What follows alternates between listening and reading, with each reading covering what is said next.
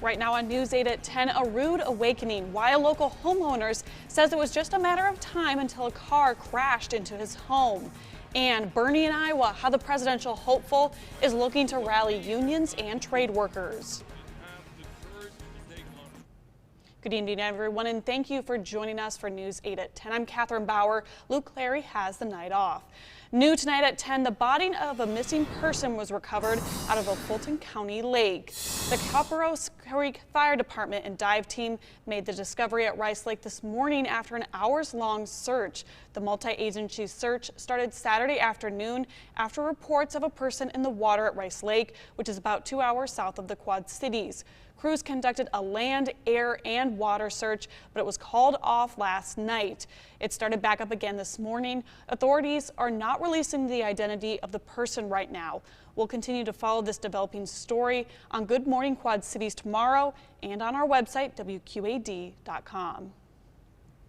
A Sunday afternoon snooze was interrupted today when an SUV came crashing through a Davenport home. It happened near Davenport West High School. No one was hurt, but News 8's Ryan Jenkins spoke with the homeowner, who says city leaders need to do their part to ensure this type of accident doesn't happen again. A Davenport couple experienced a rude awakening when this black SUV came smashing through the side of their home on Sunday. I was actually taking a nap in my recliner and my wife was napping on the couch.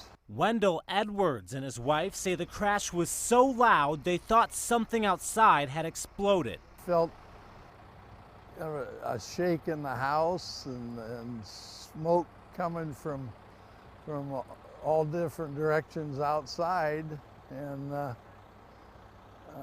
stuck our head out the front door to see what was going on. When they walked outside, they saw the damage. Tore up the garage door, all the brick around the door got thrown all over around in front of the house. This crash is exactly what they've been worried about for years. We knew it was just a matter of time. Some people who live on 17th Street say speeding has been a main concern of theirs. They've come up here into the grass. They've come within that close of getting the side of the garage. For years, Edwards says he's contacted his aldermen and even former mayors about the issue, but very little has been done. This corner's terrible. Now, with bricks scattered in front lawns, neighbors here are calling for more enforcement before this type of accident happens again. In Davenport, Ryan Jenkins, WQAD News 8. Police are now investigating the crash and have not released any information about the person driving that SUV.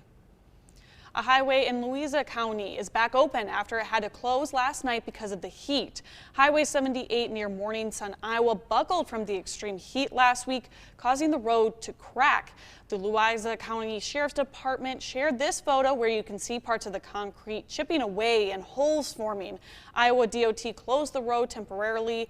It's now open again.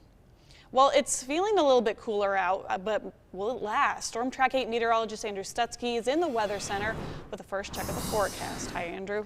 Good evening, Catherine. And yeah, nice change for us today. Granted, we still had some humidity to put up with, but at least the temperatures were sticking to the 80s as opposed to the 90s and upper 90s at that. A nice refreshing change today, certainly. We've had clouds in place much of the day. We've avoided the rain for the most part, but go south of the Quad Cities down towards Burlington, Mount Pleasant. We've had some areas of light rain move through this evening, and that continues. Nothing too heavy, just part of one last disturbance kicking through along a cool front that will continue to usher in some more comfortable air. You see those showers to the northwest and northwest Iowa falling apart. So do believe here in the Quad Cities will stay dry overnight. We're at 78 degrees right now, feels like 79 as we continue to tick down the humidity, and that gives us a very beautiful and comfortable start to our Monday morning as we get down into the 60s. Been a while since we've seen those numbers. We'll take a look at how long this break is going to last and how long we're going to have to wait for our next chance for some rainfall around the area. That's coming up. Thank you, Andrew. President Donald Trump continues his attack against 4 Democratic congresswomen on Twitter. Democrats standing firm against the racially charged rhetoric. Tara Palmieri has our continuing coverage tonight. President Trump continuing his attack this morning on 4 Democratic congresswomen, tweeting, "I don't believe the 4 congresswomen are capable of loving our country. They should apologize to America and Israel for the horrible, hateful things they have said." This latest attack coming after a tumultuous week that began when the president sent a tweet last Sunday suggesting that the 4 Democratic members of Congress should go back to the countries they came from. Then on Wednesday, the crowd at a Trump rally in North Carolina chanting, that chant directed at Minnesota Congresswoman Ilhan Omar. House Oversight Committee Chairman Elijah Cummings said it reminded him of things he's heard as a child. We were trying to integrate a Olympic-sized pool near my house. I heard the same kind of chants. Go home.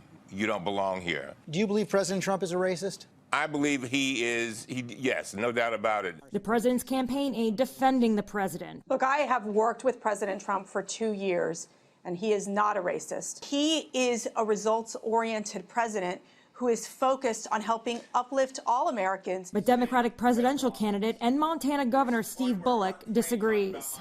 Any parent, any preacher knows that telling 4 duly elected congresswomen to go back home, it's racist. He believes the 13 seconds the president let that chant go on is going to be a stain on his presidency. Tara Palmieri, ABC News, Berkeley Heights, New Jersey.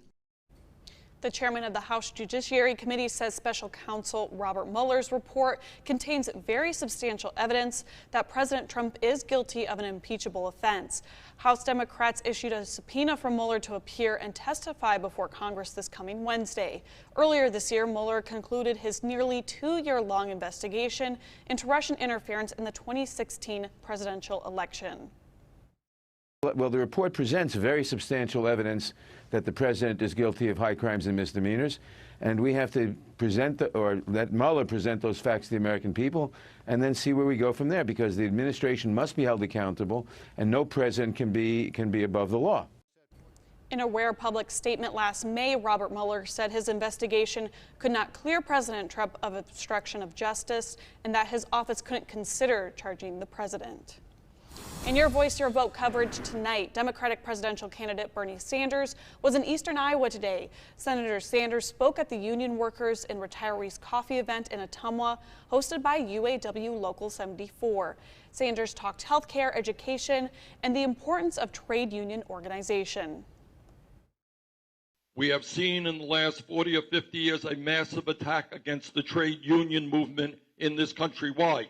Because the corporate elite understands that it is the trade union movement that is the last line of defense in protecting the working class of this country. And I know that sometimes people get nervous about my ideas. They think they are too radical. They are not too radical. We are the wealthiest country in the history of the world. There is nothing that I am saying to you that we cannot afford. We got to get out of the mentality. Senator Sanders also held a rally in Fort Madison today. Coming up on News 8, a strong warning. You obey, you will be saved. If you obey, you will be saved. Newly released audio tonight between an Iranian vessel telling a British oil tanker to alter its course moments before seizing it.